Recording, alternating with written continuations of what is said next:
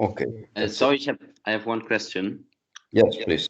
I have my Spanish exam today, so I have to leave a little bit earlier because they moved it forward.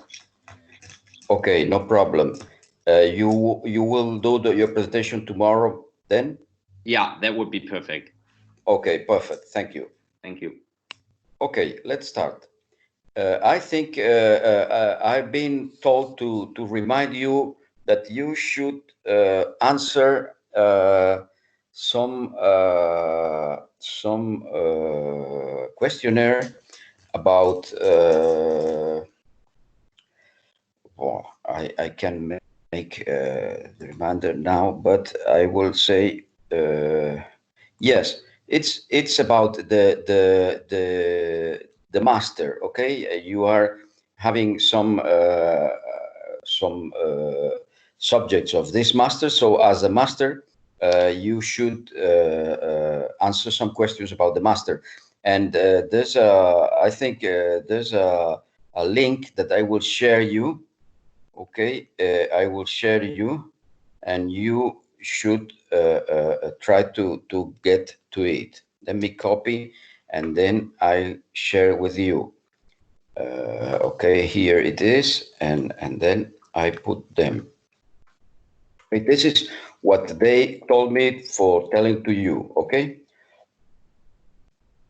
great. Let's start then to our class. I will share my screen. Okay, and this is the one I share, and that's it. Okay. So the point that I wanted to start was with Techmining. In this case, let me open a new data set, because I want to review with you how this the people that has more than one set of patents, because the patent was so large, how do you should say. Remember, we have four elements of every Techmining, despite whether you use this tool or other tool. We need to import. That means that the quality of your data is very relevant. Are you sure you have all the patents, or just a lot of patents, but I'm not sure how much is the coverage of these patents? Okay, so then the quality of your import data. Then comes the cleaning of your data, because you should make groups about different names for the same author, different names for the same company, different aspects of the technology that are the same. If I say tire with Latin I and tire with Y, because British people write tire with Y, and American people write tire with Latin AI, then I should group them, because otherwise any conclusion I get, it's wrong. Okay, so this is about raffination, and then it comes analysis, and we had several tools for analysis. We saw just two matrices and maps, some map. But I have answered some of you about how we should get more information about our maps, and to check who is covering what. So let's talk a bit about it. So I will start with getting the right importation about several sets for those who have more than one set. Okay, so I just make a new analysis, then import from Excel file, then I browse, and I get here, for instance, these two 3D printers and 3D printers again. So I get one, I tell open. Maybe I got I will save this as a thesaurus. Sorry, I say it's okay. I say okay. Then I import this families. Then abstract is NLP. Then application filing date is single value, current assignee is just like this, but I will split afterwards because we have no spaces here, so one space will be enough. Okay, so you get rid of all these things. Then let's say the designated state, it's divide text, but it's about colon, not semicolon. Okay, so I get all the different elements. Okay, designated states, and there's a ARIPO. Okay, national contracting. This is about the information we got. I like sometimes the information comes from the assignees or from the different parts. These designated states should be better, okay, but it's like this. I will check if there are other alternatives here, okay. Otherwise, we cannot extract much value of this field. I will show what type of value we can get. Type single value, it's NLP, first claim, inventors. There's let me check here. I got one is separated by period, so I got period here, and all are separated. Then IPC, it's a white space, so I will divide it afterwards. Let me say divide text, and if I it's okay. Divide text, it's okay. Next record, it's okay, but I'm not sure how to remove it. Okay, so how to separate it. After first number, no. After it's very difficult because we have white spaces, we have numbers, letters, and there's no and we should split it here. So how we can say it's here that we should split it? It's very difficult, this one. Okay, so main. This is about different the name of a company. Normalized assignee. This is the name of of the things, but don't worry because those who have few patents have no normalized assignee. Those who have more patents in your technology that are the most relevant players have should do have a normalized assignee. Okay, so let's move ahead, and I say priority date. It's okay. It's a single value. Normalized assignee. It's a single value, and publication date. It's a single value. Publication number and title. It's divide text. It's NLP. Sorry, and then I save this and I put 3D printers. Okay, so 3D printers, and I import. I click here, browse. I save this one, 3D printers, and I import. Okay, I got my first element, my first file.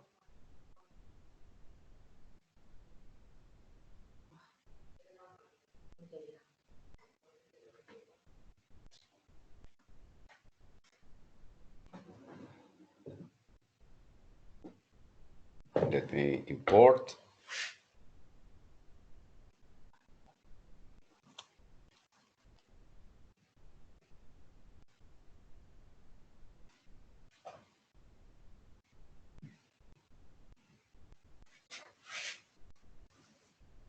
Okay, that's it. 4,905 pattern families. Then let's import. Then let's import a new one. But this time I use import filter. No, yes, import filter. Then I click on this one. I select files, and I say, let me go ahead. This is about this one.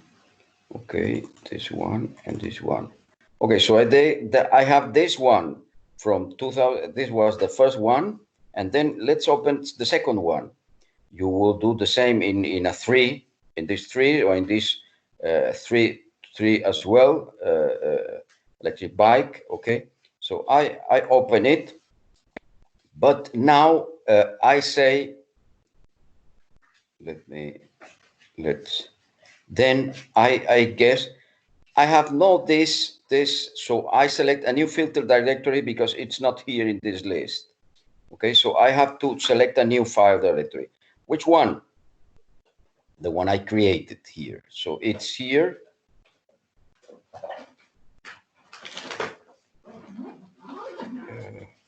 Let me go vantage point here and import filters. So I open them and I get this 3D printers conf. And I say accept. Then I click on it. Okay, and I say next. I finish. Okay.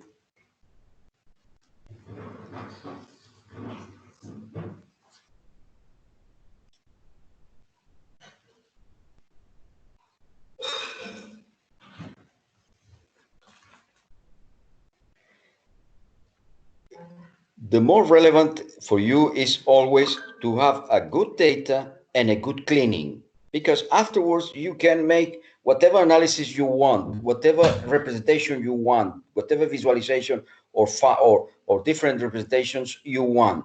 But the most important is that you get the right source and the right cleaning. That's the most relevant, because otherwise you can present whatever you want, and that's not scientific. Okay, so make a comprehensive search and always publish what your search strategy was.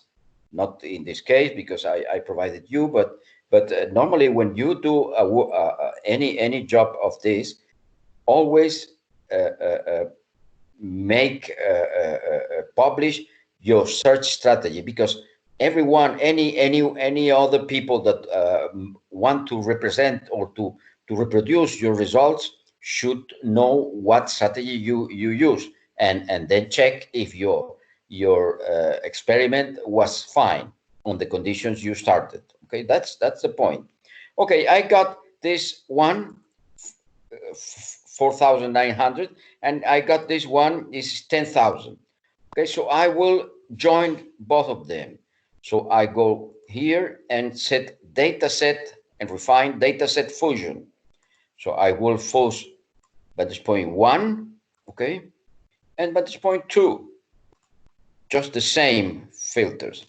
So add all fields, and then combine groups with the same, and say okay.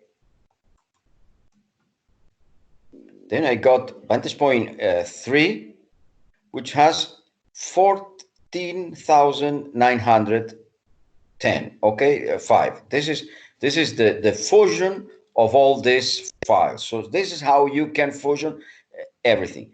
What happens when you want to fusion data from different sources and they have different fields? You have to decide which are the common fields and make a fusion of it.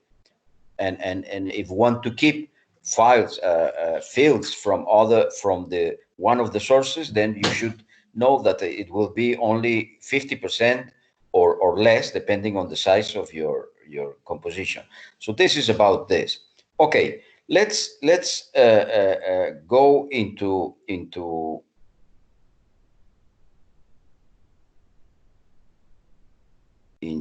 this one that I made. And let's start to see what we need to make to extract more value of our data. For instance, we have to define what is that application filing date is a date file. A meta tag is a date. How do we do this?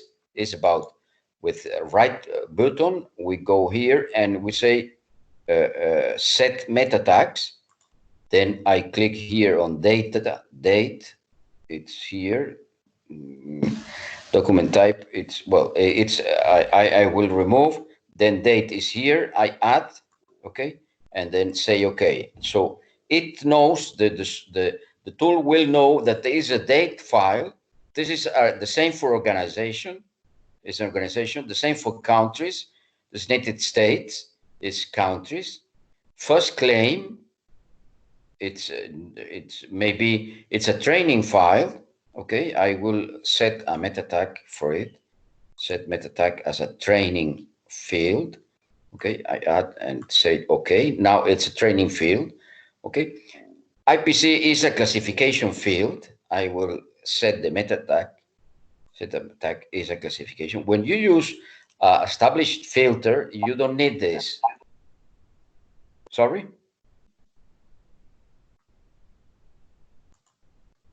Add, then say okay, classification, and normalize assignee clean, for instance, is a organization. Set meta tags, organization.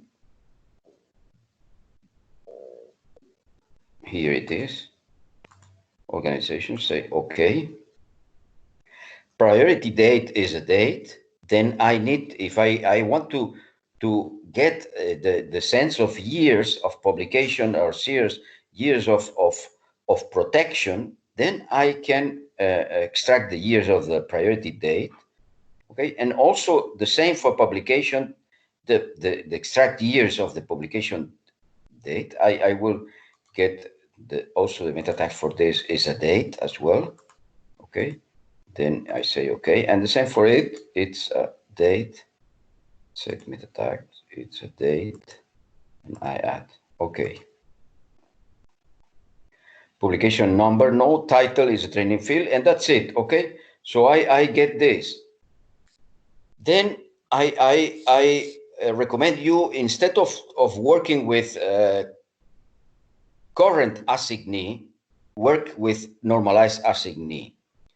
Why? Because we want to extract. We don't want to analyze emerging technologies. We will do, but not. It's not so relevant to analyze in this case in your task the emerging technologies, because we are not trying to get the emerging, but to see how the different players in my field are just getting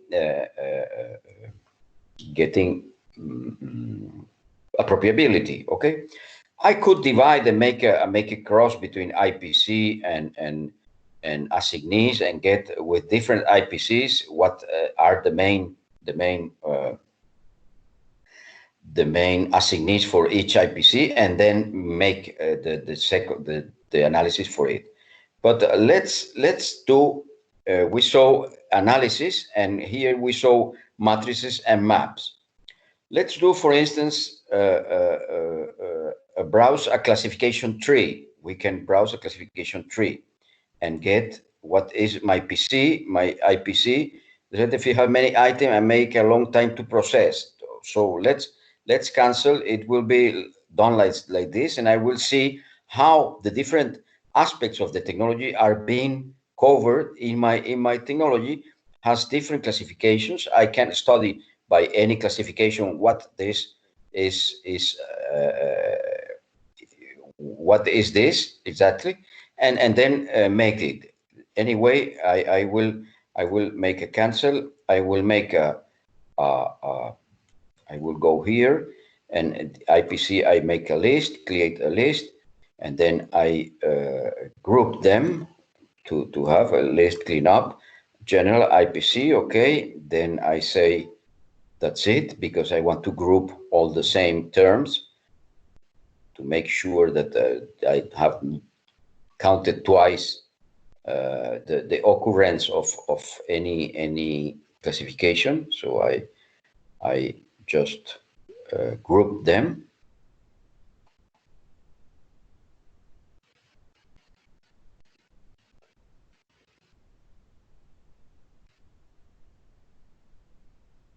That's it. I accept, because I give as a good measure of the. I accept. I don't want to save any thesaurus now. Okay, I got this cleaned. I will select those who have more than than let's say 30. Okay, 30 patents, 30. Okay, so I add selection to group. I say top 30, and then I say okay. And now I do my analysis, then browse classification tree. Then I say IPC cleaned, and then well, not it doesn't allow me to make this. I will have to make a new field. So I refine. I make a new field, create field from these items. Okay, so top 30. I use the checked in this times. In this case, it say okay. Then I got this one, IPC top 30. This is a new name. Then in the analyze, I do classification tree. So I get IPC top 30. Okay, and then IPC with definitions, because the software has the definitions of each classification. So you may say, and I say, okay, so it works, and then let's see what happens.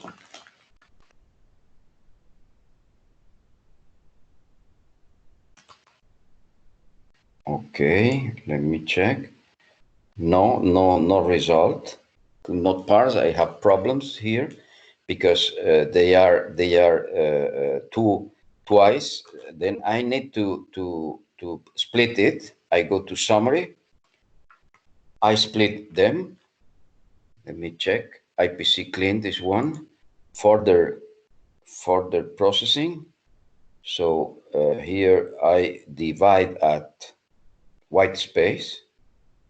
Let me check if I semicolon / new line. Let me check if it's new line. Okay, and then continue. Good. I made it. Okay, so let me now make the analysis in this one. This one IPC clean top 30. No, I need to. Sorry, I need to also say that this is classification as well. Set meta tags. Then I say that this is classification. Classification add. Okay. Then I go here, browse classification tree. Then I get classification new line and set IPC with definition. Said okay. Show all. No, it's just, sorry, it's new line. Okay, and I say okay. Could not parse definition in the field. Okay, so I will remove this one. Sorry, I'm sorry because I'm not getting the right let me check CPC, then IPC, just IPC. I will check then afterwards, and then here new line and say okay.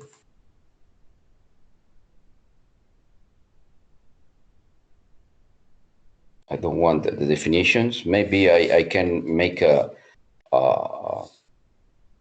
new field, and with the new field I can do it, but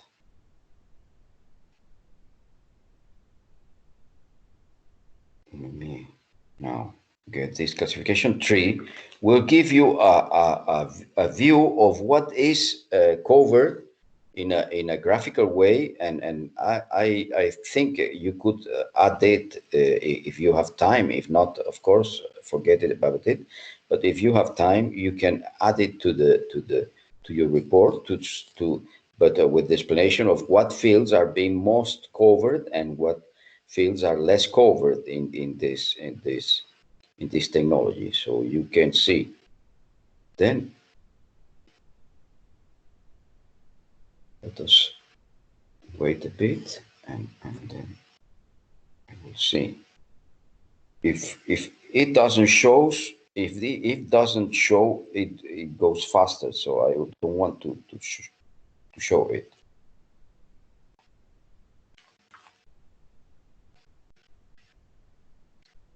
Then another field that I think it's relevant will be the Gantt table, the Gantt analysis, the visualization, because it helps us to understand which companies are have hard to protect their inventions because it's cluttered, or what are much easier for them to protect because it's not there are not so many problems to appropriate from your technology. This is relevant because if you want to protect some, let's say some, well, making an example, I want to some filament for the light bulb. I will have a lot of problems because there's there's a lot of people behind this, and it's very mature technology. Or if I want to protect just a new head, ejecting head for a 3D printer, let's say, maybe it's very difficult because printers have been for a while, and then headsets print for printers. There are three or four technologies, and they are very well covered by companies like Hewlett Packard and other printers manufacturers. Okay, and it will take you a lot of time and a lot of fights, legal fights, to get your patent granted. Okay, so we will see this. Okay, after this classification tree, we'll see this. What happens? Why is so long? Let me get here. Okay, it's not. It's well. This is about report, the report part, and I made a Gantt chart. Okay, a Gantt chart that is about. You may see the different. Let me check in 3D printers, in one of the 3D printers. Okay, I got it. I got it finally. Okay, I get here my my my field here. Then I can see how I can move and see the different parts. So the size of the ball, that means the number of patterns. So I can see that B22 is much more present than B077, etc., etc. Okay. However, this B05, for instance, the B04, it's just in one, but this has divided, split it into three new patents. Okay, so I can make with the definitions of this I can explain a little bit what is occurring here. I see B29. Okay, B29C is the most relevant of all this. B29. The same for B33. Why? It's one of the most relevant, and it finished there. Okay, so I have this, and I can see all the elements. Okay, so I can go there, and this is the center of my element, and I can review very quickly and just export it, everything, or whatever I want. Here I can as always I can export image. Okay, I can export this image, the entire image, what you want, or high resolution of export HTML. It's a good one, or the full image. Okay, so you can export it and see. Okay, let me go. Let me move into this one. I will make a grand chart just for you to see what is it about. Then I will in this Gantt chart is about patents, and then I want to check by normalized assignees. I go to normalized assignees, not all, because every all the time will be a lot. I check the top one. Then I get, for instance, the application date. Okay, the I extracted the years of the application date, and I will show at the same time the publication date when it's published, okay? And then I say, okay.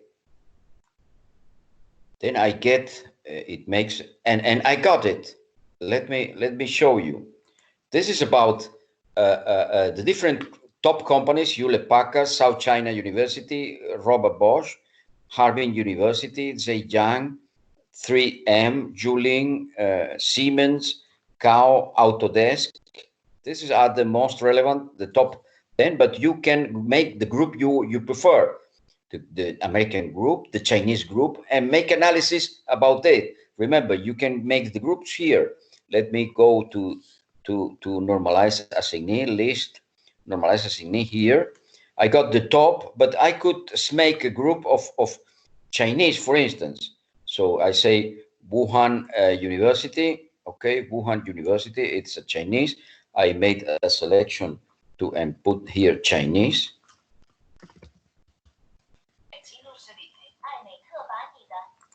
Okay, I can also let me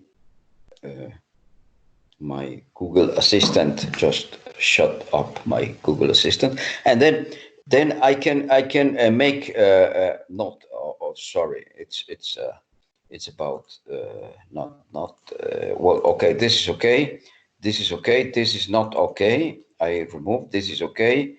Basel, it's not, it's a European one. Keti, Republic of Korea, not, it's not Chinese. Unitica, not. Nanjing, yes. Northwestern Polytechnic University, yes, it is. Hwasong, yes, it is.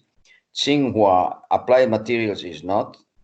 Okay, I can make Korean, and then I can make this map for each of the groups. You mean, you know what I mean? You can do a map for each group. I can just get the German ones or the European against the Asian and get the American, and got the different patterns of it.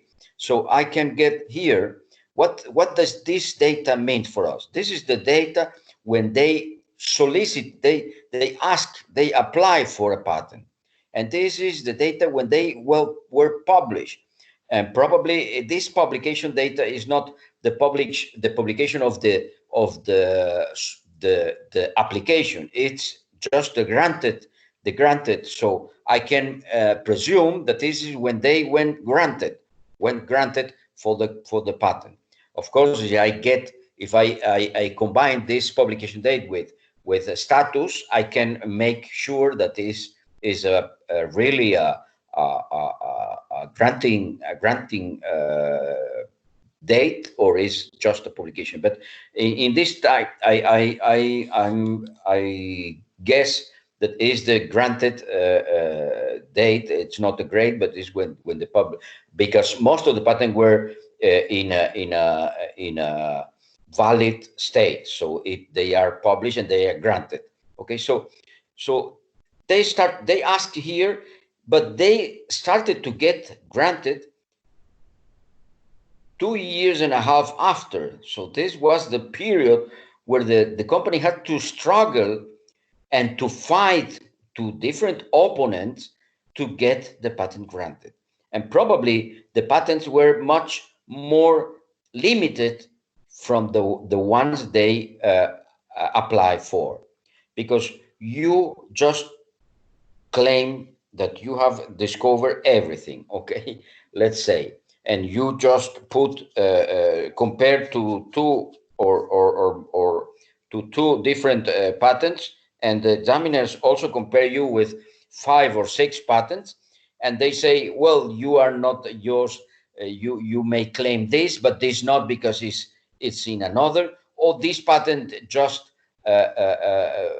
voids totally yours. It's they put an X in the state of the art exam, or a Y, and they say, combining this patent with another patent, you should discover yours. So they are very relevant, and we cannot accept this as a patent. Or maybe you want to to protect A, B, C, but C is a copy of another one, or is very similar to another one. So you may only protect A and B. So this all this time is about this. And as your patent goes, your application is just released. Many companies want to limit you, so they will send letters to the national office telling that you are just copying them, and sorry, you need to defend about it. Okay, so this is a lot of fight, a lot of time, a lot of money sometimes, and that's why they have this time a lot to start to get patents. So you can see the number. Maybe we can see the number of applications and the number of publications. We can see in a list, make a list of application filing extra years and see. Okay, but look at 3M, for instance, or South China. Let's go with 3M because it's known to you. 3M just started and they started to get granting. Okay, and that's why, because probably because the field is 3M is a materials company. Minnesota mining, Minnesota mining is about 3M manufacturing. This is why M and 3M. So they are more about materials and some manufacturing procedures of these materials. So probably they are just ahead of competition. So no problem.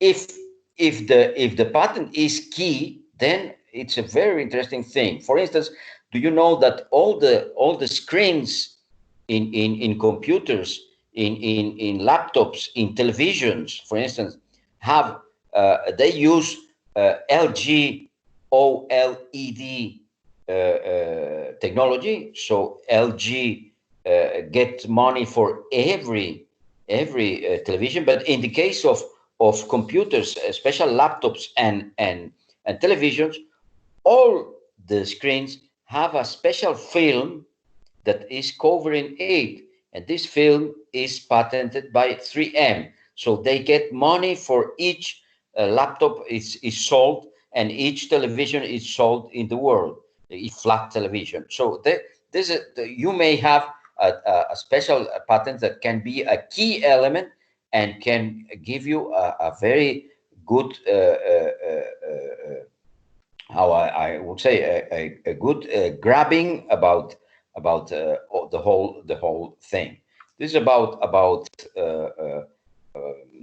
3D printers. Okay, I think is 3D printers. Yes, just one of the files, not all the files as I did at the beginning. Just one to show you, and this is very interesting to put it into your report, because it gives you who is going softly and who is finding and who's finding problems into getting approved for the patents. Okay, so this is as well a good one. Okay, and finally, I also would like to show you the world map, because it gives us as well the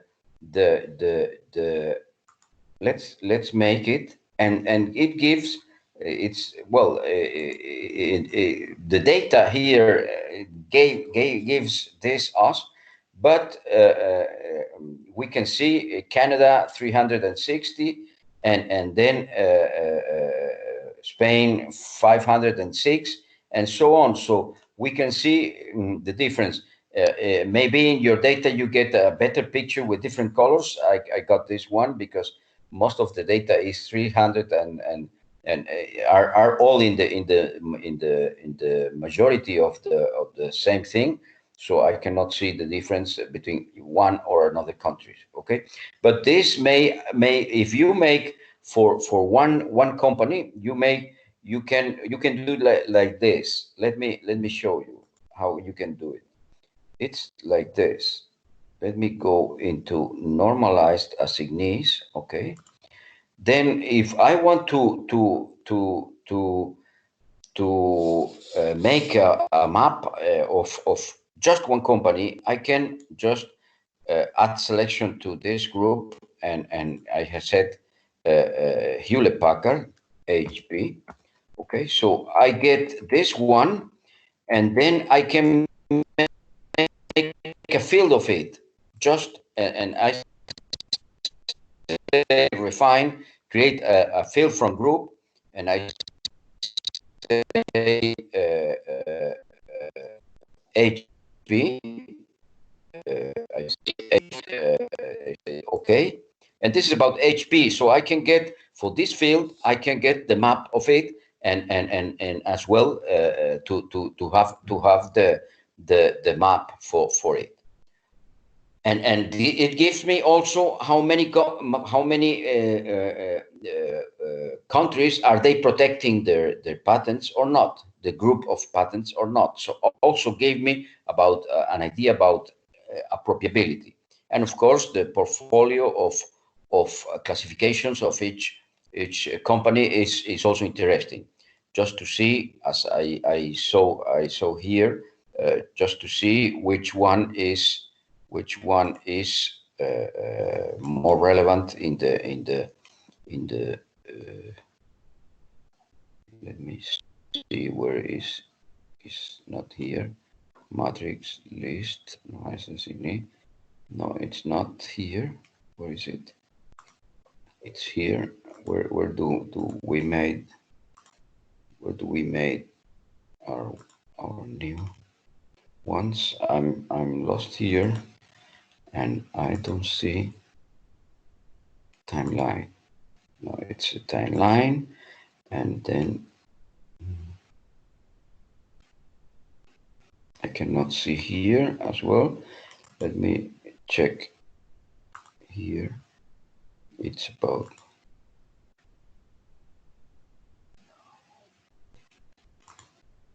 no, it's the same. Let me get here. Oh, sorry. Let me get here. Okay, then here I see.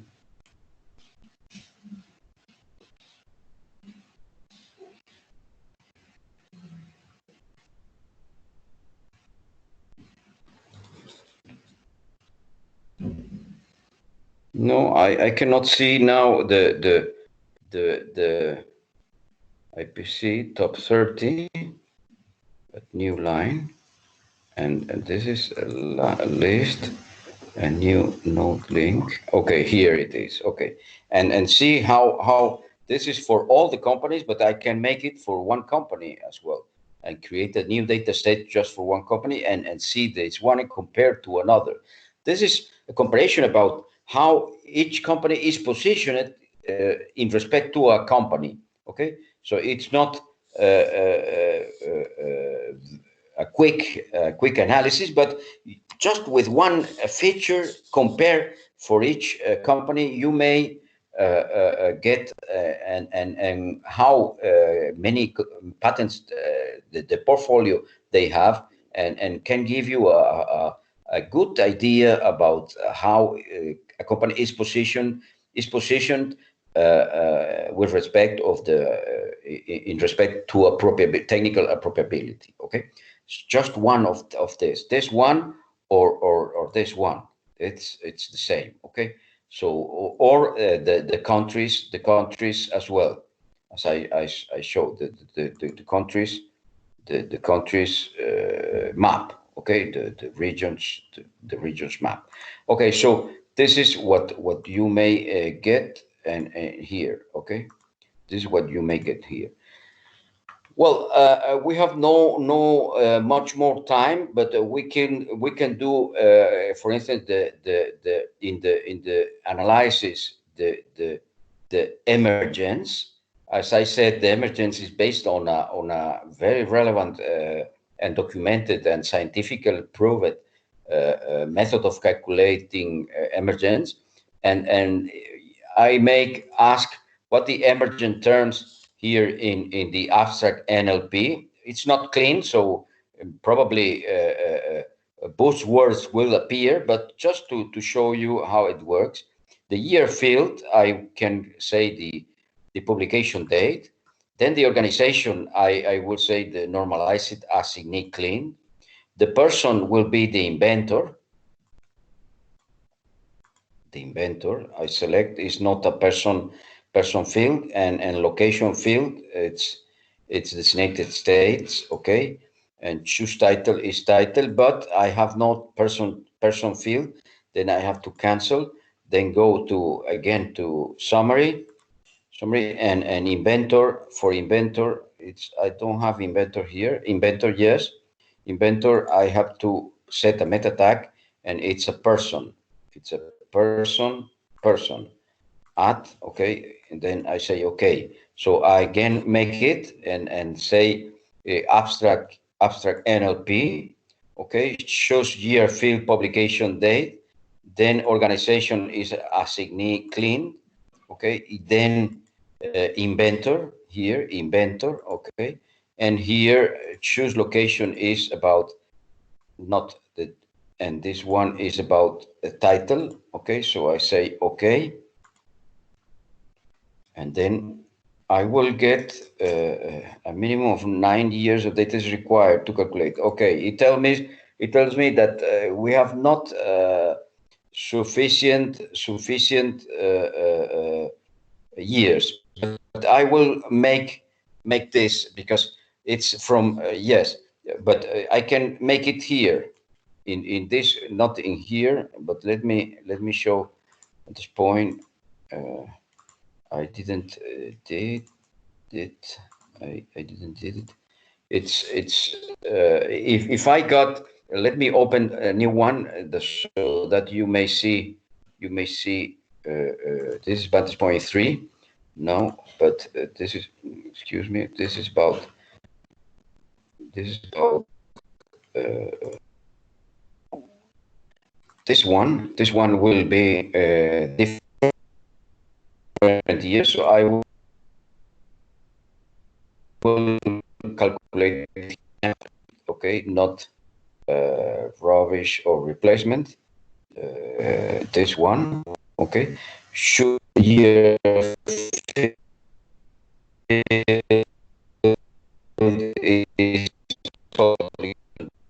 date.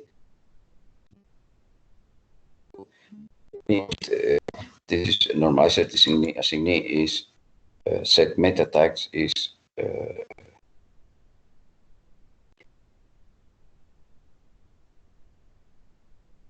organization. Okay, and this one is title publication date is date. The type date. Okay. Database, everything is done, but it's not when you import from an Excel file. But remember, you can save this as a filter, and then everything will be done. So I got this one. Okay, choose year field, publication extra year, organization field. I don't have it here. Oh, I'm sorry. I forgot to still to say inventor. Here is a person.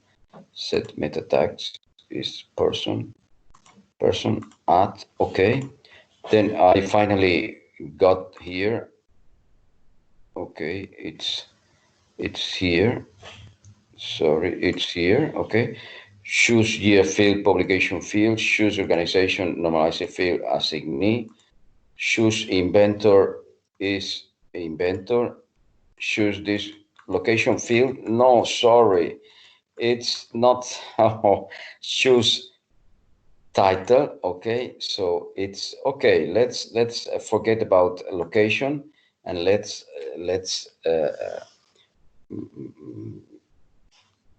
we won't know which locations are emerging, but that's not a problem. Okay, so I got here, so in my tire recovery, in this example I got, let me make a zoom here, Zoom. Okay. So I got energy recovery, top surface, inner wall, cracking furnace, bottom end, control method, rotating shaft, pyrolysis gas, side surface. All these things are emerging into these things. But I can say also get all which assignees are emerging. So they are not the one with the most relevant with more of the patents, but we those who are growing faster than any other in the in the in your set. Okay, so that's interesting also. So I see, for instance, you may see Bridgestone has 41 patents and Yokohama 36, but they are not the highest emerging. Highest emerging is Jiangsu University, Tsinghua University, and Hyundai.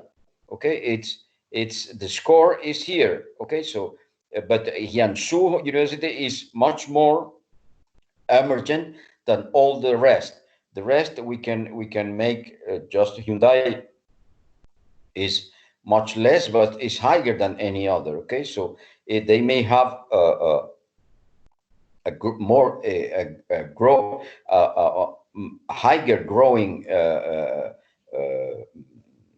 patent probability or patent spreading that Pirelli or Bridgestone, etc.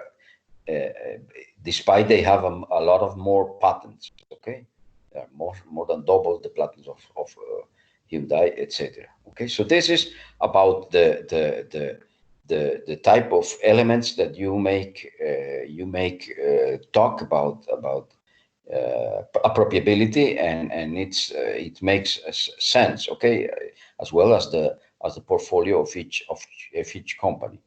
Okay, so let's finish here. Of course, if you have any question about this or how you please send me an email, and I will be more than happy to try to help you. I'm aware that you have not a lot of time, but I appreciate that you explain what you could do, but probably you have no enough data or have not enough elements to make this judgment. But at least I'm sure that you understand how can you do a good a probability. A probability is about how I'm covering my innovation and how the different companies are, besides me, covering their different parts of my innovation, and so I had to negotiate with them in order to get into the market, because they have other parts that I probably will use, and they, if they want to launch, they will need also mine. So we need to get into a negotiation. This is what we saw when you, especially when you have or not complementary resources, etc. Okay, this is about it. Okay. Well, I finished this tech mining part. Again, it helped us to understand what is the the photograph of the different elements.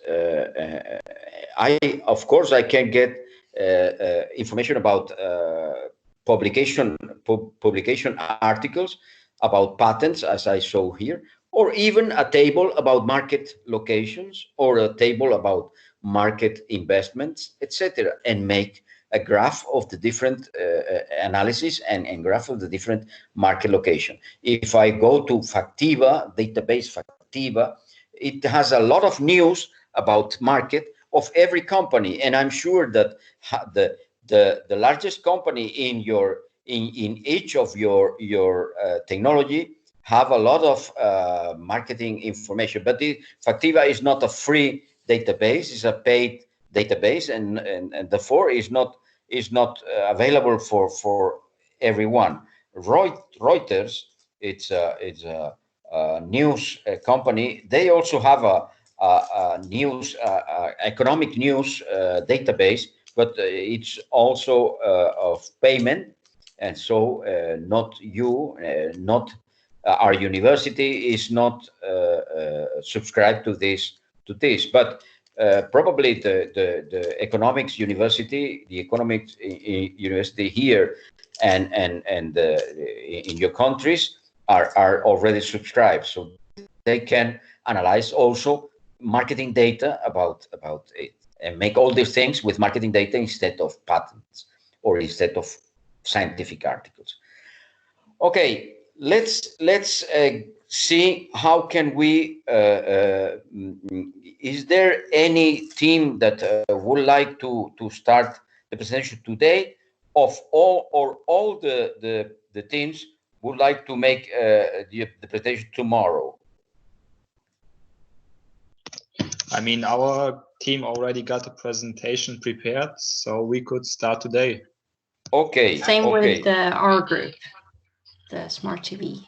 When you say we, could you tell me your names? The names? Yeah, sorry, the group with the robot vacuum cleaner, and the names are, it's me, Thomas Schneider, Federico. Wait, I'm not sure about the surnames. Federico Carlini. Thanks. Okay. So, please, could you publish your presentation? Is that possible? I will stop sharing my mine.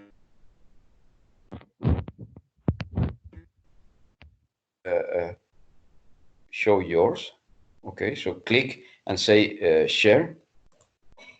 Can you see it? Yes. Yes, I see it very, and all of you can see it. Can everybody see it? Yes, perfect. That's perfect. Can we get it larger? I don't know why it is. It's the same. It's the same as I show you my screen. No, you should share your entire screen, not just the application. And maybe it's larger. I don't know.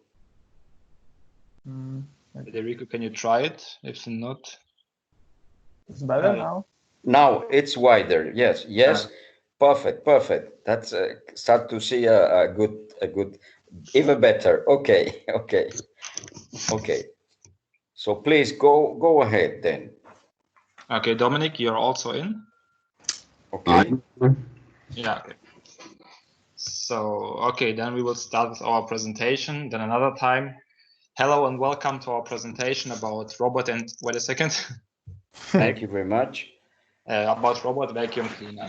Okay, next. So, first of all, about the product itself, we can see on the right in the graph that it has a big potential because on the vacuum cleaner market, the robot vacuum cleaner is the product with the highest growing in the last years, and also in the next years.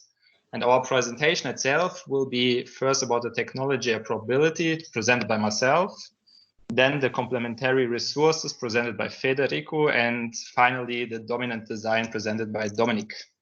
Next slide.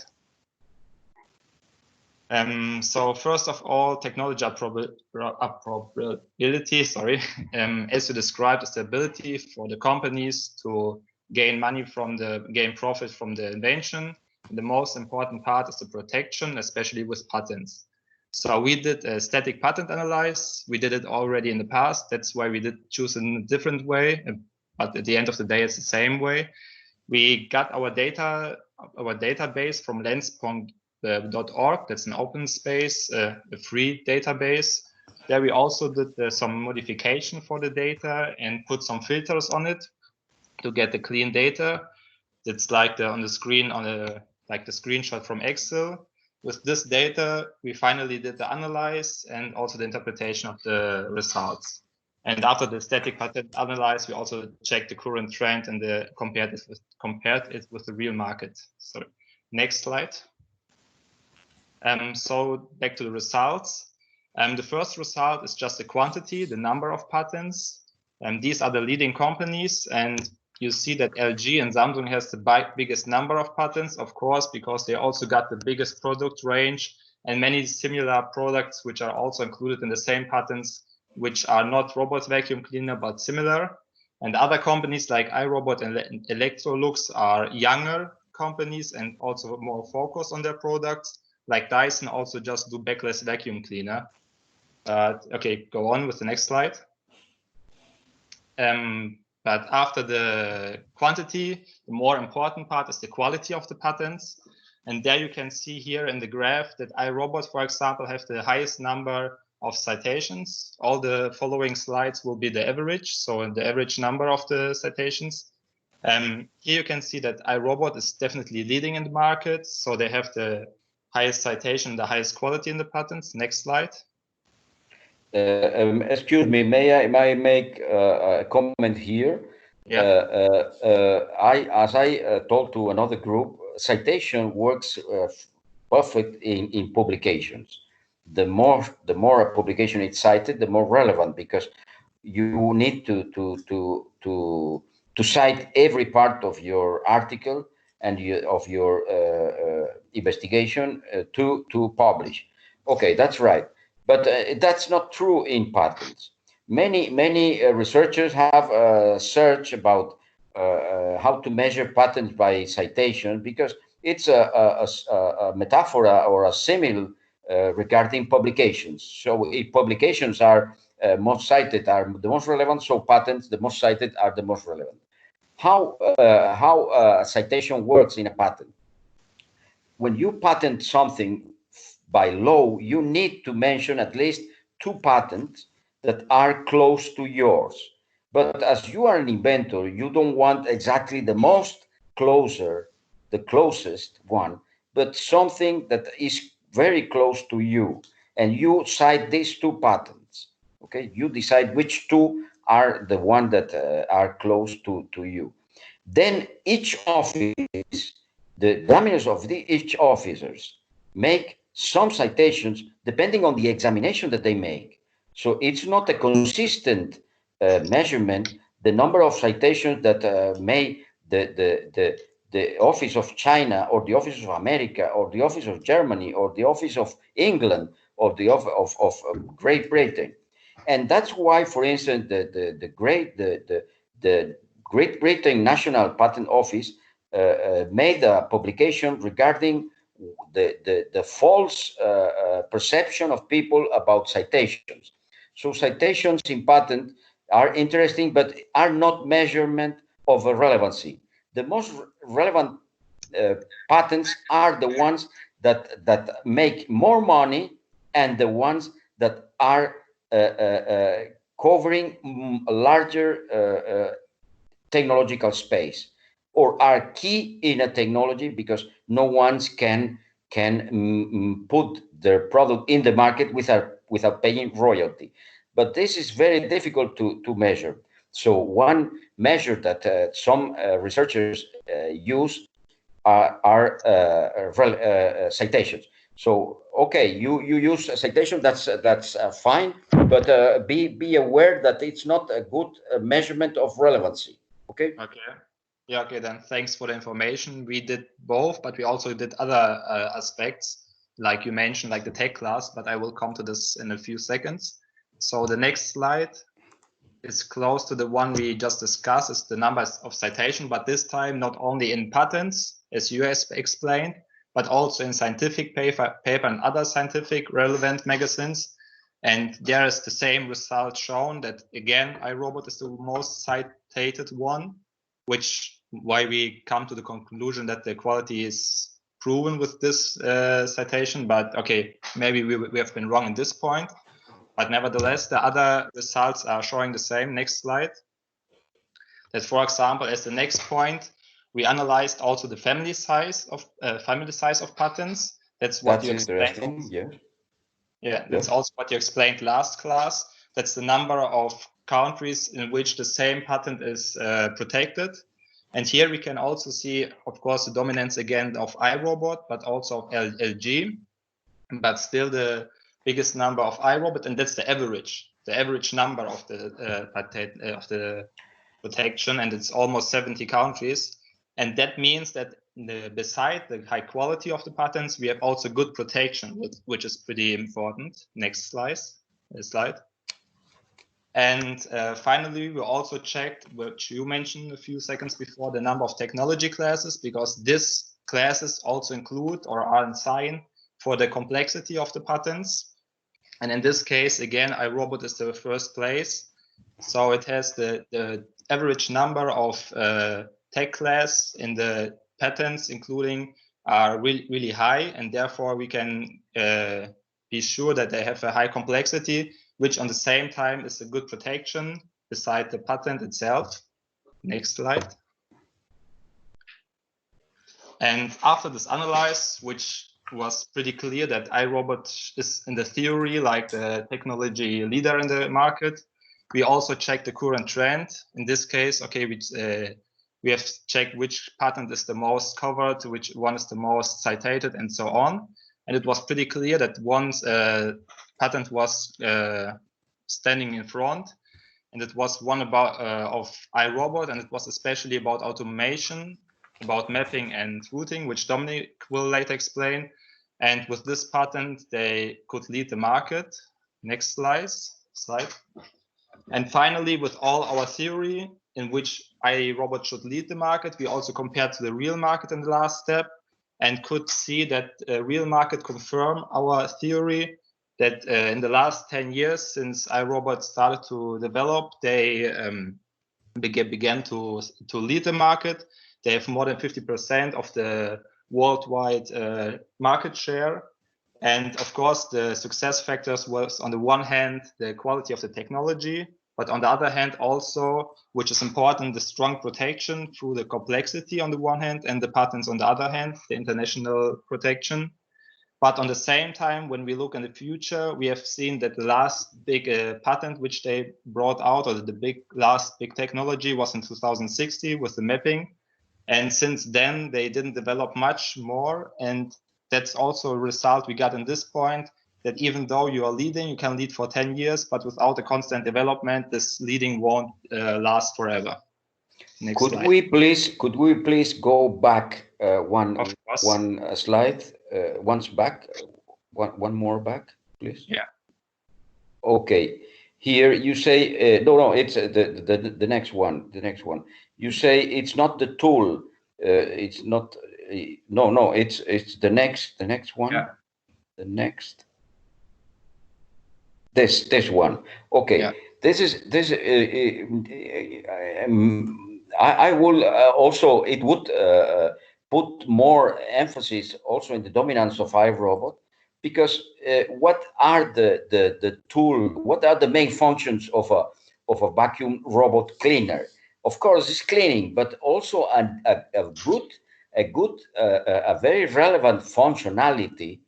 I will say it's almost as good, as relevant as the cleaning, the quality of the cleaning, the quantity of the quantity of the dirt that it can remove from the floors and the carpets. It's about the positioning and the intelligence of the robot by just using less energy for covering the maximum of the surface. And this is about automation, mapping, and routing. And this is why I would say that it's also, maybe it's not the main. It has two targets. One target is the dirt, okay, and this is the one that cleans about the dirt is the brush and the rotating brush and the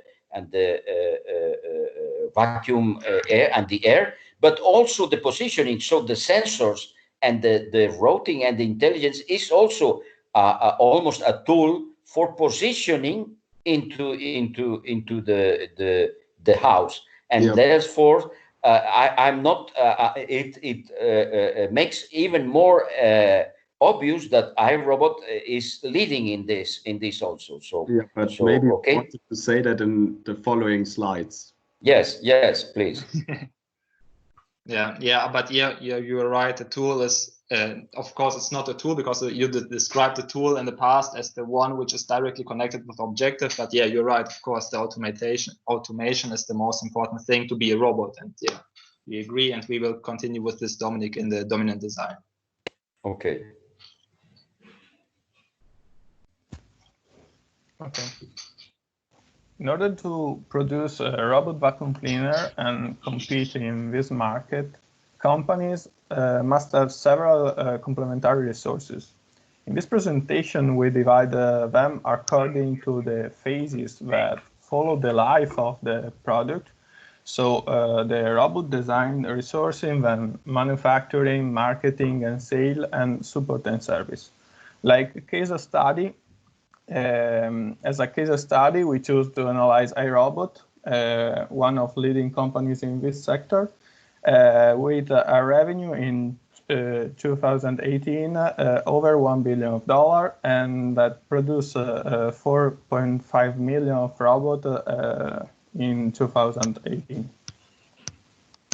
The design phase starts with R&D that concern both software and hardware, because like the technology of a robot vacuum cleaner is so high. And from that, we obtain new robot design. The resource connect to this first part, this first phase, are physical resource, so the structure like office or laboratories, with all the related software and machinery and computers, and intellectual resources, so they employ knowledge that regard different fields of engineering, such as mechanics, electronic, and materials, but also economics and statistics for data processing and marketing research.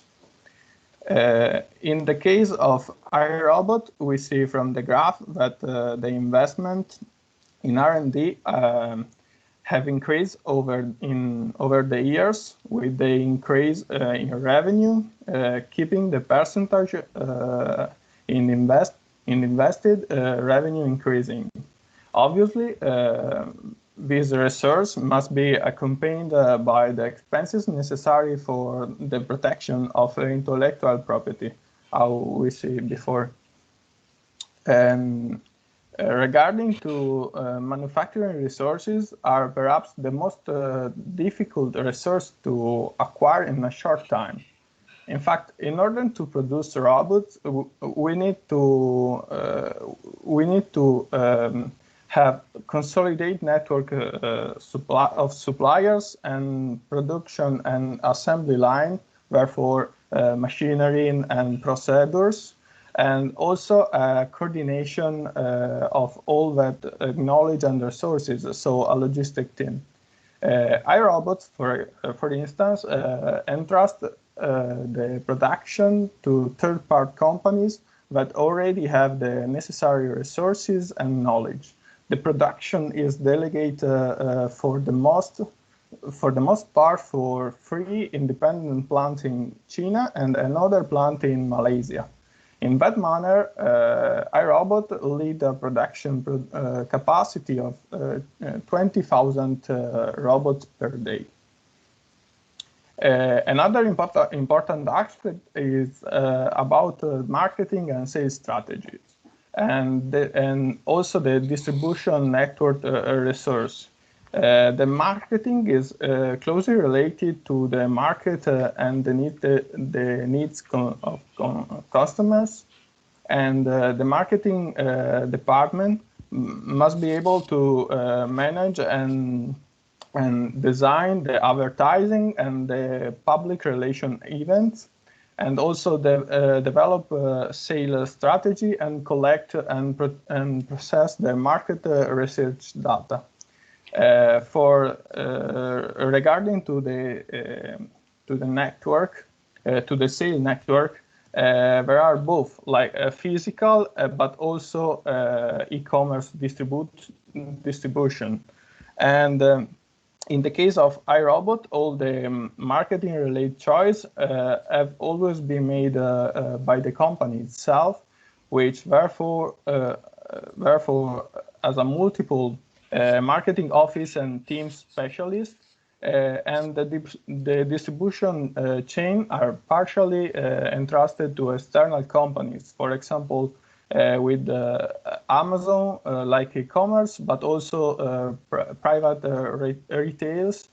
And partially, they acquired two important and incorporate also two important big distribution in the European and Japanese market. The cost of selling and marketing that we see here in the graph are increasing as a percentage of the company annual revenue. Okay. And finally, excuse me, just go back, please. Just a question: how do you get these figures about marketing expenses? Where what is the source of your figures? Annual report of iRobot? I just read that, and then I made the graph from the table, and just with that annual report of iRobot. Okay. But I can, if you want, I can put that in. I expect any of you, please put all the sources that you get the data from for your information displays. Okay. This is okay if we put this in the paper, because we have exactly this graph also in the paper, and we put there the source. Perfect. Yes. Just for a reminding for everyone. Yes, please. Okay. And the final, we have like support and service resources that require for sure traditional resources, so network of physical assistance service and maintenance facility, but also spare part warehouse. But in the modern robot vacuum cleaner, the modern robot vacuum cleaner are connected technologies, and for that fall into the definition of Internet of Things. And this means that company must have the skills to manage big data and to know and how to analyze them. So company must have team of data analysis specialists, but also server or cloud and model and analysis software, but also a security protocols for the treatment of that data. And in the case of iRobot, the management of cloud service was entrusted by Amazon Web Service, which has all the skills and the resources just listed already consolidated. Now leave the word to Dominic for explain the dominant design. Sorry, just a comment for that. Yep.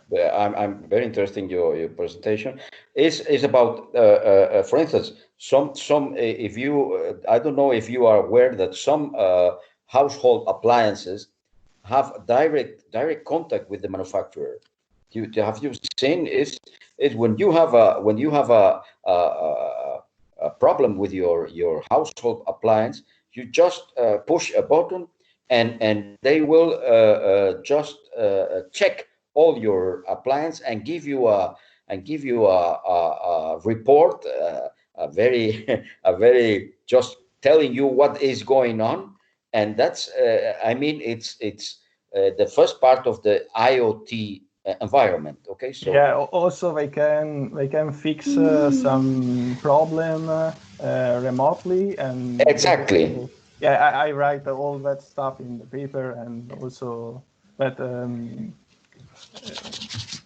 But my comment is that it was like that in big machines, because big machines were so expensive that they can have this type of luxury.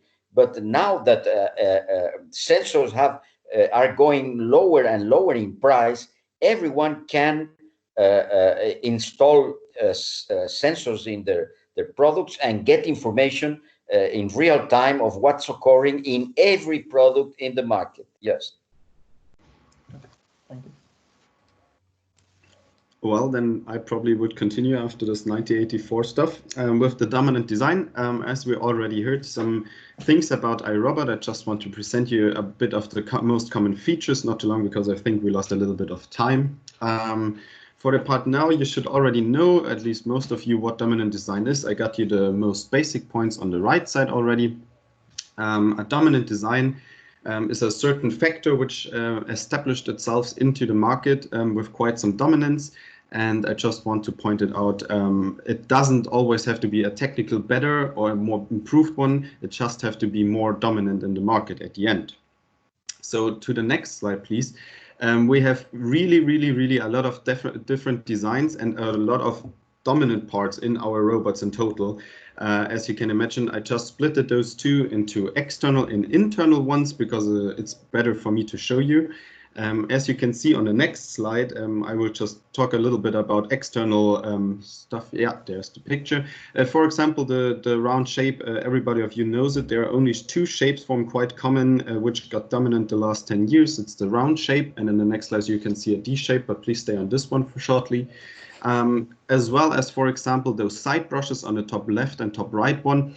Those are pretty much seen in any round-shaped formed robot vacuum cleaner you can buy, because they're just the most efficient and easy the easiest version to get the dust into the middle, which there can be collected by this helix brush, which also is, I think, included of 100% of robot vacuum cleaners, because it's the most effective. It's the most effective part to get your dust from the ground into the bin. On the side here, for example, you can also see the suspension of the wheels, which is also really common, because they are providing a constant pressure from the wheels onto the floor. Even on different surfaces, even if it's wet or something different. Those are also quite dominant in the market right now. If we can go to the next slide, please.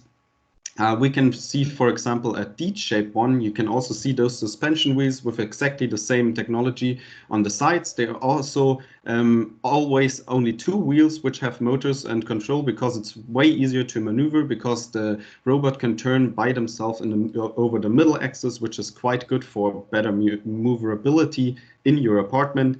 The biggest difference between the round shape and the D-shaped one, for example, is that this one doesn't have the side brushes, but the big double helix brush in the front, which is a little bit better in cleaning in the end.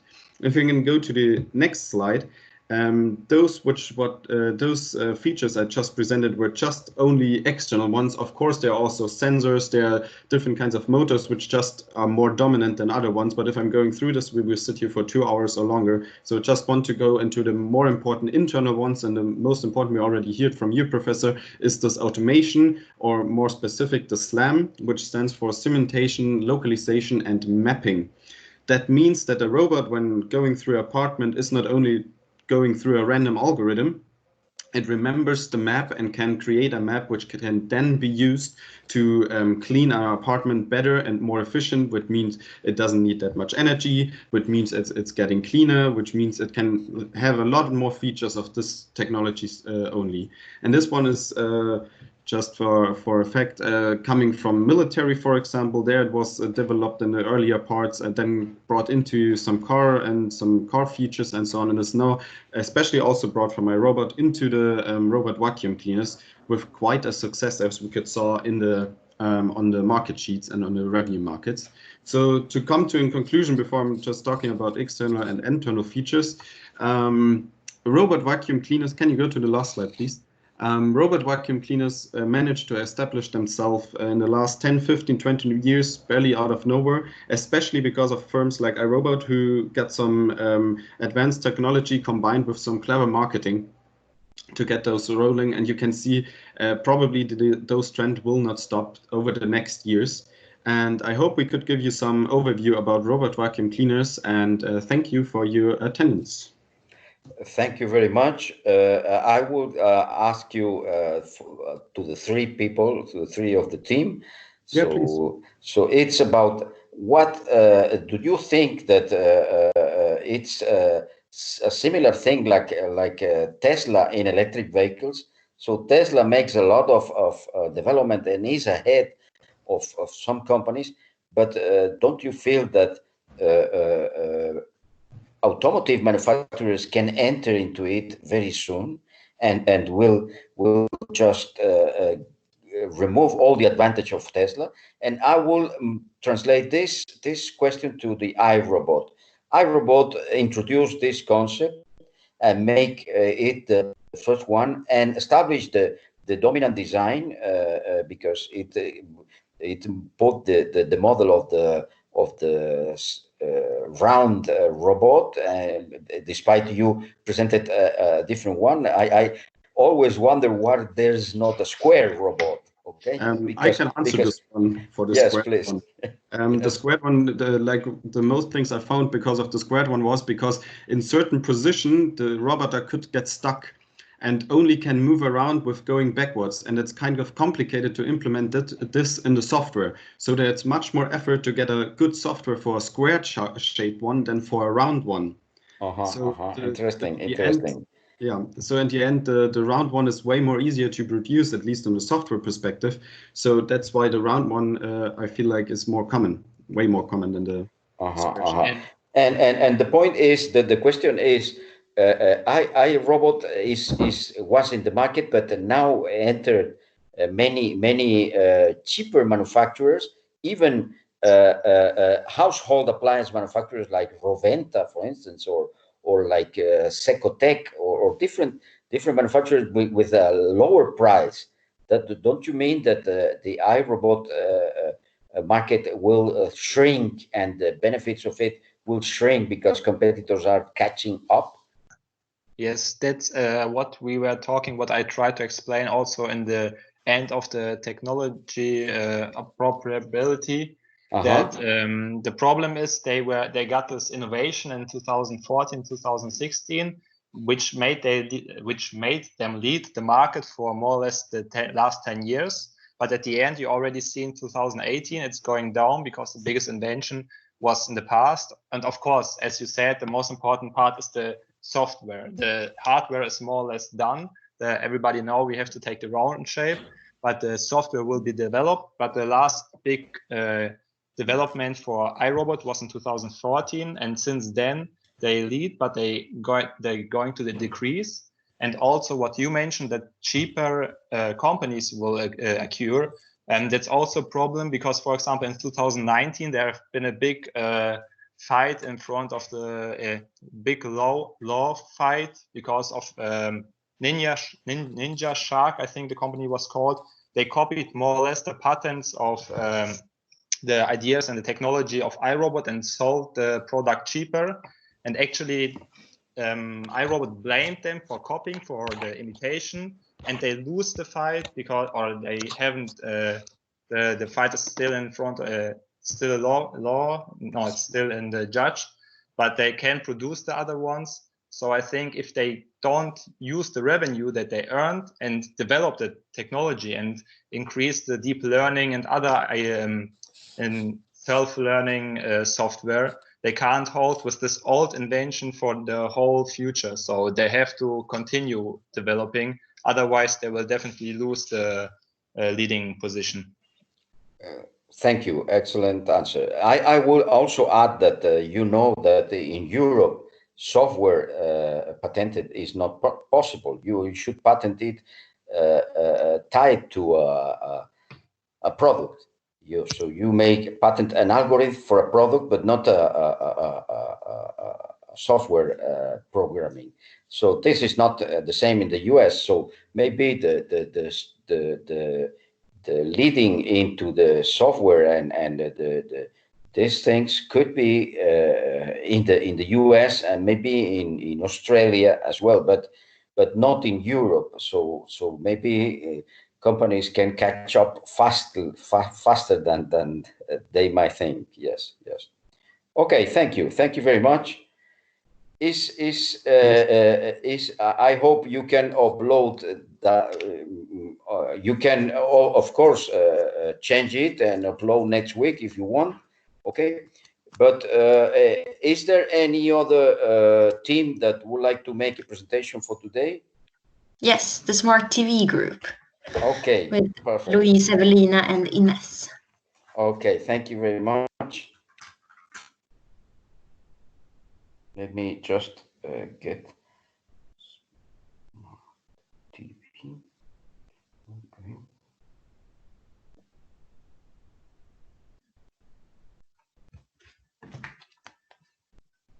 Okay. So can you please share your screen? Yes, just a second. Yes.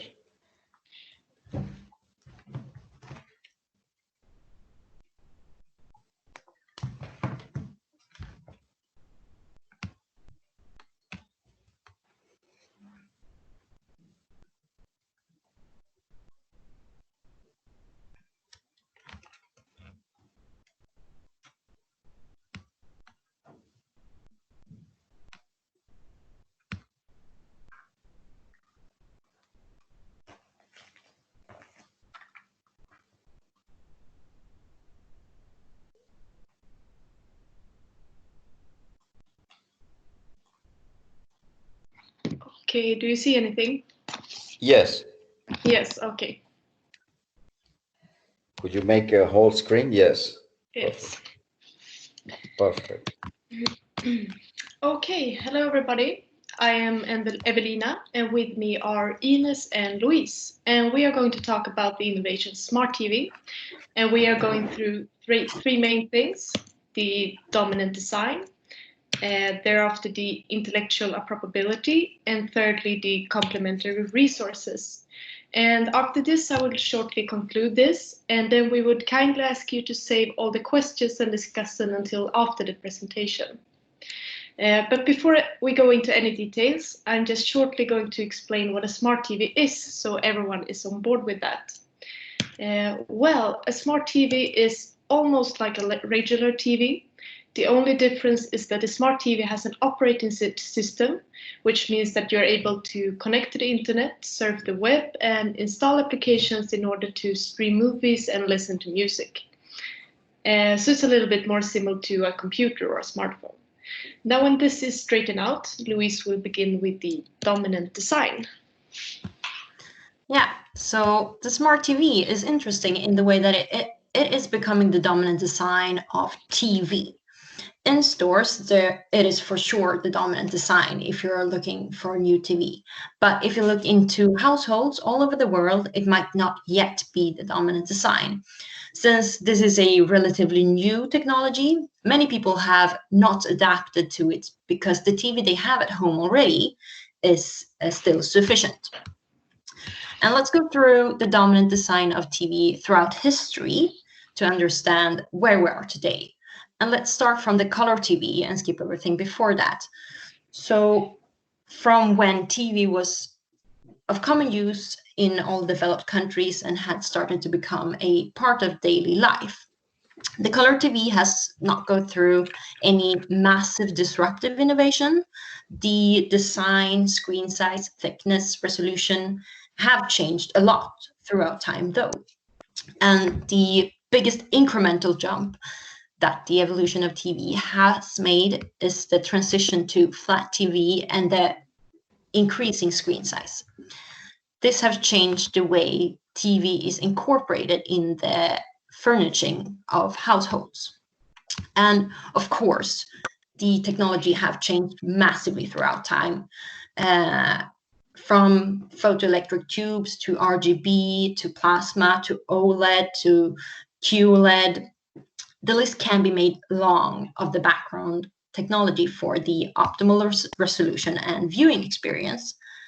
This, as well as the audio quality that has developed parallel for the optimal total experience.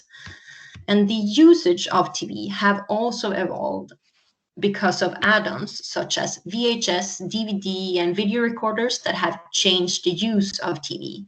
Being able to choose what is shown on the TV to record something that you were not able to see at a specific time and then see it later has created a new usage pattern. And then later on, being able to plug in your computer to the TV to be able to view your own saved digital material or view a show, movie, or series from some kind of streaming function that could be accessed through the internet. And after that, different solutions for wireless connection to the TV with a computer, a smartphone, or a touchpad, for example.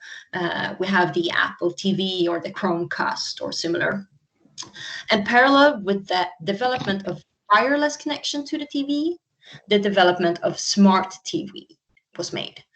This incorporated the functions that the add-ons into the TV with a built-in Wi-Fi connection, access to applications, and so on. And the smart TV is basically a stripped computer with only the functionalities needed for media processing. There is good comfort in being able to control your music, watch YouTube, Netflix, or search the web, or record a TV show, all from the remote control directly from your couch. Although there is still a lot of improvements to be done. The processors are usually slower than in a computer, and the applications made for smart TVs are not as evolved as those for mobile phones or computers.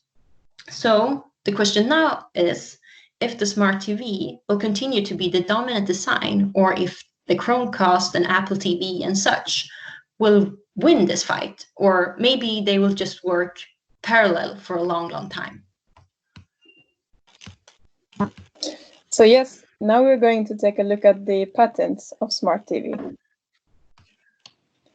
To understand better the dynamics of patenting in the industry, we have to look at who are the biggest players, in this case, the manufacturers.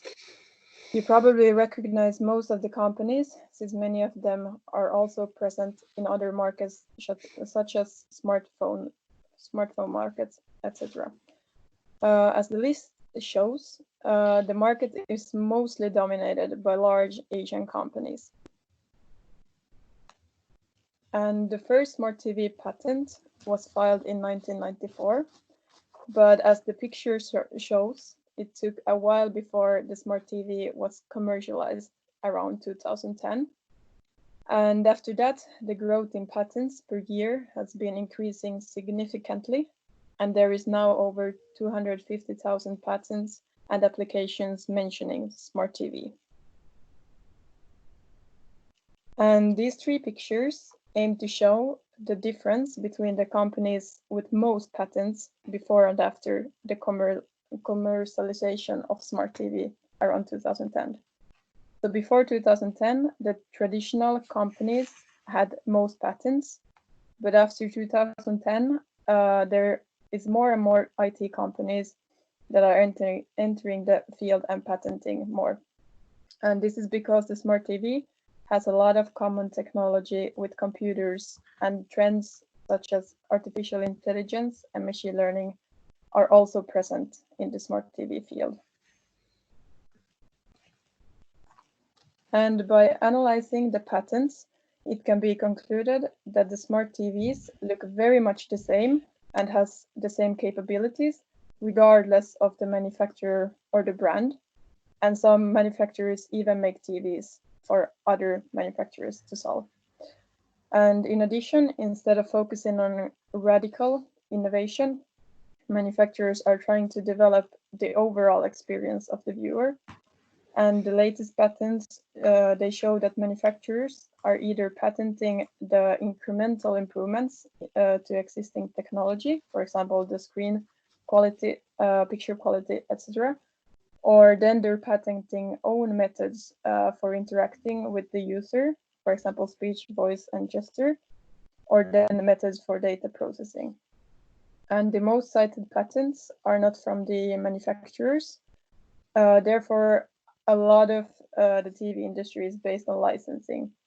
So for example, the OLED screens is a good example of this, mentioned before, since, for example, Philips and LG are using them and promoting them, but the OLED screens were invented by a much smaller company that is now licensing the rights to the bigger companies. And the latest trends found in the patents are user interaction, artificial intelligence, 3D, and security. And the question now worrying the consumers are now that are you watching the TV or is the TV actually watching you? Okay, and now to the complementary resources. And these are the resources you need in order to spread a product to the market. It can, for example, be the investments, agreements, or marketing, but also the facilities or plans you need in order to be able to develop a good product.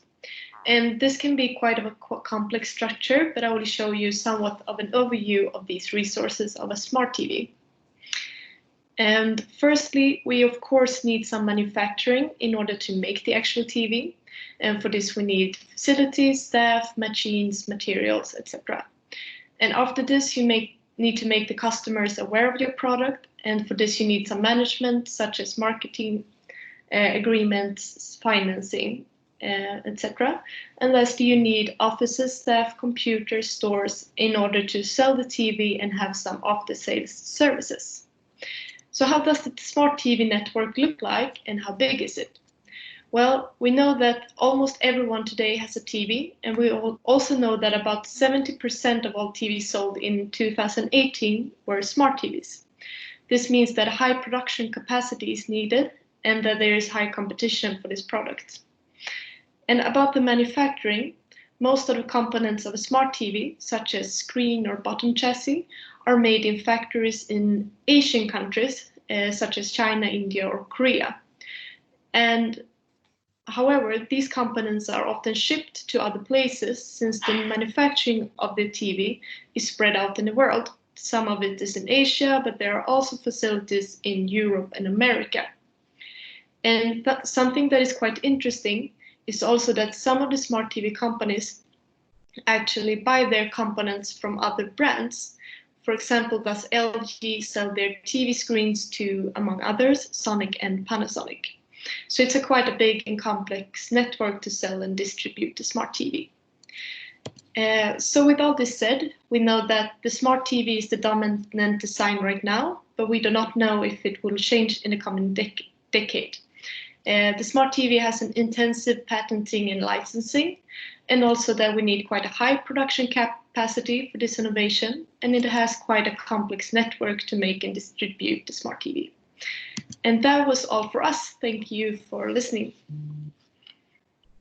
Okay, thank you very much. Thank you very much. I have a couple of questions, as you told us to ask you at the end. Okay, so I have noted some questions.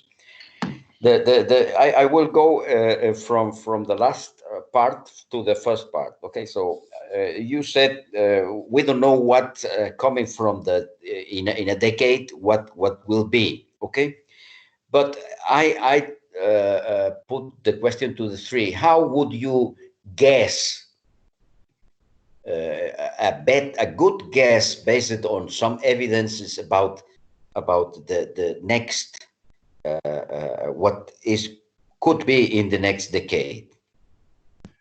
What type of information or what type of element would you analyze? Well, as we see now, for example, like the parallel usage of the smart TV's function and the add-ons such as Chromecast or Apple TV are both widely used. So thereof the uncertainty of how it will look in the future. Is that a good enough answer? Well, this is a guess of the answer based on the products, but what type of sources, if you would like to make a special report on what you will charge for telling people what would be, do you think could be the next decade in TV? What type of visits or what type of sources would you check? Would you explore? This is a question. No, not. I don't have the right answer, but I'm interested, curious in about, because you said it's not clear, but we can maybe make some visits and check some type of data Yeah. about it. Mm-hmm. Well, probably some sort of The trends in newer patents would be one source to look at. I guess to see what sort of techniques, because newer patents is also like a little bit of a future forecast to see where the companies are putting their resources, at least for the things they are patenting. So then they have things that they don't show, of course, but I think that would be a good source. Perfect, perfect. I agree, totally agree with that. Patents is a good one for because companies are patenting. You know that in 2001 there was a patent of iPhone sorry, from Apple that talk about using two fingers in a screen. So you may move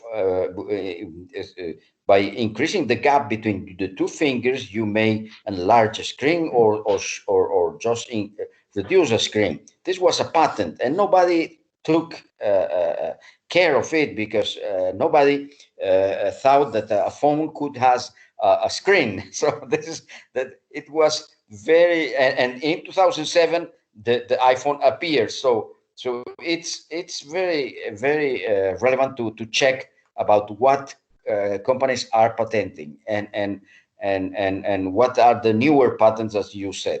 But also I will add some other source, more less boring than just reading patent, because reading patent is not a very funny activity. I agree, it's an interesting one for me, but not for everybody. But maybe going to visit exhibitions as the one of the largest one in California every year, about where the CES, where they show what are the next products to the market.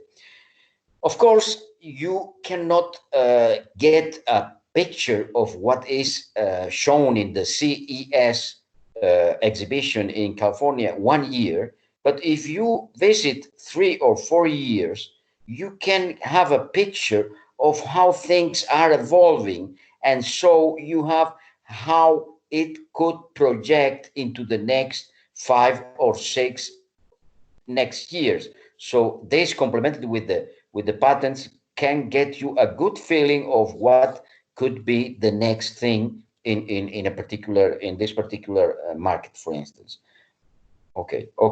I got another question, please. It's you said some of you said that the OLED, the OLED technology was patented for a smaller company that then licensed to the largest manufacturers. Could you name this smaller company, please? I don't have it at the moment open, but I have the indeed report. Okay. In the report is it? Okay.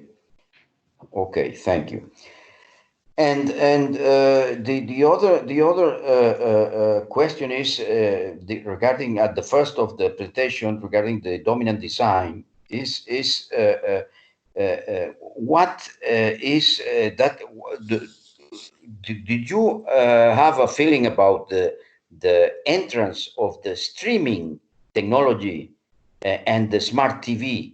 What is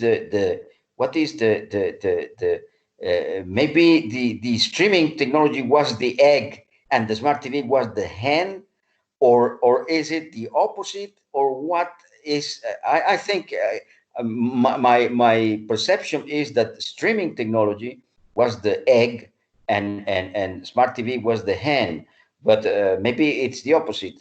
I also put this question to you. If you feel passing from the black and white to color to flat television, then connected television, finally smart TV. But what the streaming could do to it? Well, I think it's the streaming is the hen and the smart TV is the egg. But because if you look at, there was a huge problem with downloading of movies before all the streaming sites appeared. So the usage pattern was there even before the streaming sites existed, and that was before the smart TV existed. So I'd say the streaming was the hen, and the smart TV was then the egg. Okay, thank you. Okay, that were my questions. Yes, thank you very much. Thank you. Okay, thank you for the presentation. Okay, we have no more time today. I hope next teams will present tomorrow. Okay, and good luck for those of tomorrow. Thank you very much for the two teams that presented today. Thank you very much. I find both very interesting. I will make a assessment mark of each part, but the mark will be general for each team. Okay, so no independent of each part. Okay. Okay, is there any question for tomorrow, or that's it? It's everything clear? I got one more question about next week. So next week we don't have any class. We just have to upload the final document with all the final stuff inside, but we don't have the regular class. Yes, our classes finish today, tomorrow. Okay. Nonetheless, I offered the possibility for any team to present next week. I can get next week at the time of the classes and hear your presentation. That's not a problem.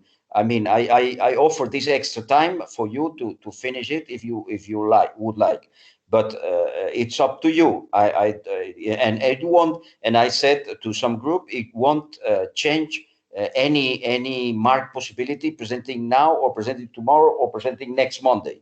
Okay, but what should be finished, yes or yes, should be the report before Tuesday until Tuesday at 23 hours. Okay.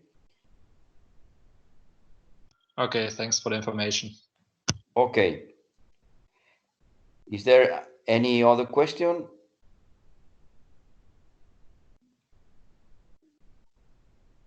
Okay, thank you very much, and hope to see you next week. Sorry, tomorrow. Thank you very much. Bye.